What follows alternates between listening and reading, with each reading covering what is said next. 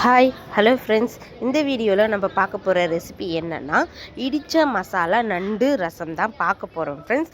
அதுக்காக நான் இந்த மாதிரி குட்டி குட்டி நண்டு எடுத்து வச்சுருக்கேன்.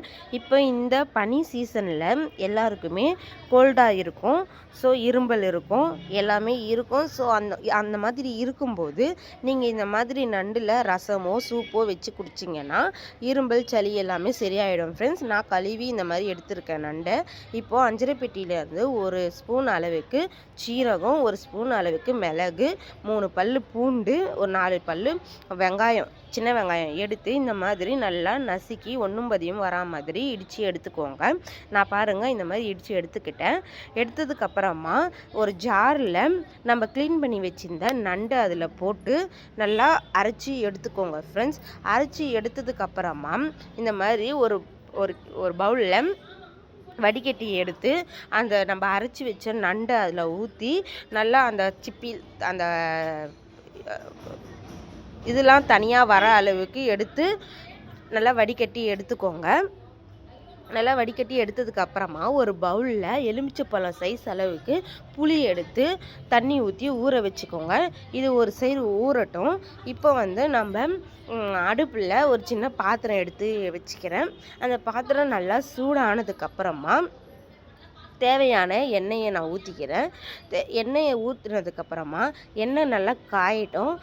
எண்ணெய் காஞ்சதுக்கப்புறமா ஒரு ஸ்பூன் அளவுக்கு கடுகு, ஒரு ஸ்பூன் அளவுக்கு ஜீரகம் அதில் நான் போட்டு நல்லா பொரிஞ்சதுக்கப்புறமா 2 வரமிளகாய், கொஞ்சம் கருவேப்பிலை எடுத்து அதில் போட்டு நல்லா இந்த மாதிரி வதக்கி விட்டுக்கிறேன்.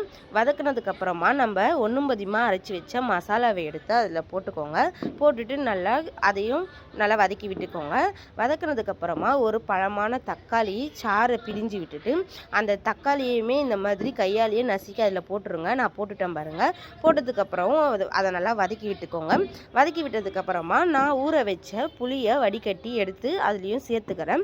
சேர்த்ததுக்கப்புறமா அதை நல்லா மிக்ஸ் பண்ணி விட்டுக்கோங்க. மிக்ஸ் பண்ணதுக்கப்புறமா ஒரு ஸ்பூன் அளவுக்கு உப்பு அதில் சேர்த்துக்கோங்க. சேர்த்துட்டதுக்கப்புறமா மிக்ஸ் பண்ணி விட்டுக்கோங்க. இந்த மாதிரி கொஞ்சம் கொதி வந்ததுக்கப்புறமா நம்ம அரைச்சி எடுத்து வச்ச நண்டு ரசத்தையும் அதில் ஊற்றிக்கலாம். அந்த நண்டு சாறையும் ஊற்றிட்டதுக்கப்புறமா 1/4 ஸ்பூன் அளவுக்கு மஞ்சத்தூள் சேர்த்துட்டு 1 டம்ளர் அளவுக்கு தண்ணி சேர்த்துக்கோங்க. சேர்த்துட்டு நல்லா மிக்ஸ் பண்ணி விட்டுக்கோங்க. மிக்ஸ் பண்ணதுக்கப்புறமா கொத்தமல்லி இலையை அது மேலே தூவிட்டு இந்த அளவுக்கு நல்லா கொதி வந்த அளவுக்கு, ரொம்ப கொதிக்கக்கூடாது, அந்த மாதிரி கொதி வந்த அளவுக்கு இறக்கி இந்த மாதிரி தட்டில் சர்வ் பண்ணி நீங்கள் சாப்பிட்டீங்கன்னா சூப்பராக இருக்கும். நீங்கள் வீட்டில் இந்த மாதிரி செஞ்சுட்டு எப்படி இருக்குன்னு கமெண்டில் சொல்லுங்கள் ஃப்ரெண்ட்ஸ்.